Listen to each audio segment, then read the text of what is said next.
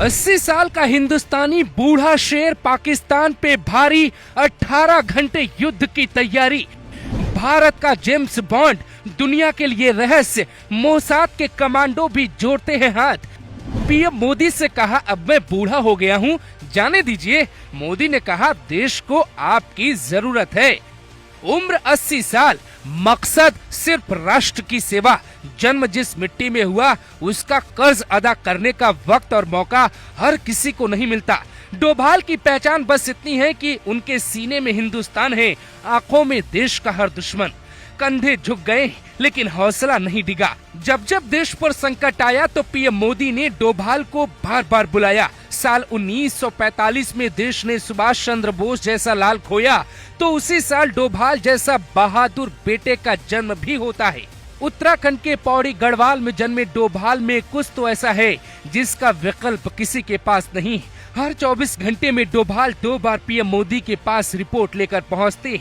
डोभाल को James bond क्यों कहा जाता है, ये कहानी बेहद दिलचस्प है। अजित डोभाल 1968 में केरल कैडर में आईपीएस चुने गए।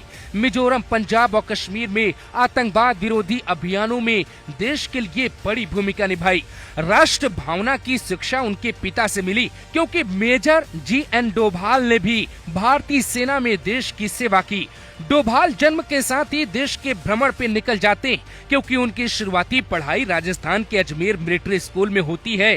तो 1967 में आगरा यूनिवर्सिटी में अर्थशास्त्र में पोस्ट ग्रेजुएशन की डिग्री लेते हैं और 1968 में केरल कैडर से आईपीएस चुने जाते हैं। इजराइल की मोसाद हो या फिर अमेरिका की खुफिया एजेंसी, हर किसी के लिए डोभाल रहस्य है।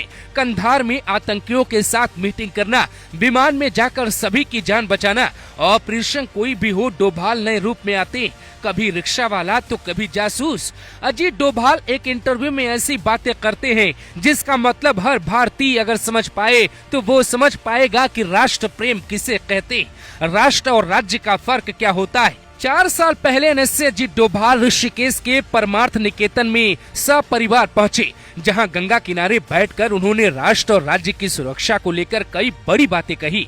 डोभाल कहते, हम लोग राष्ट्र की सुरक्षा नहीं करते, हम लोग राज्य की सुरक्षा करते। राज्य है इसकी सीमाएं, भूगोल। राष्ट्र की सुरक्षा तो वही करते जो राष्ट्र का निर्माण करते।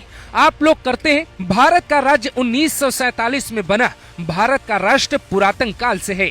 राष्ट्र में एक संस्कृति होती है, उसका एक संस्कार होता है, उसकी एक आत्मा होती है और उस आत्मा का सृजन हमारे ऋषि मुनियों ने, तपस्वियों ने किया है। राष्ट्र की एकता, गंगा तो हमारे देश की एक धरोहर है। जब उनका सानिध्य मिलता है तो अगर कहीं से खतरा आ रहा था तो कर देना चाहिए था आक्रमण।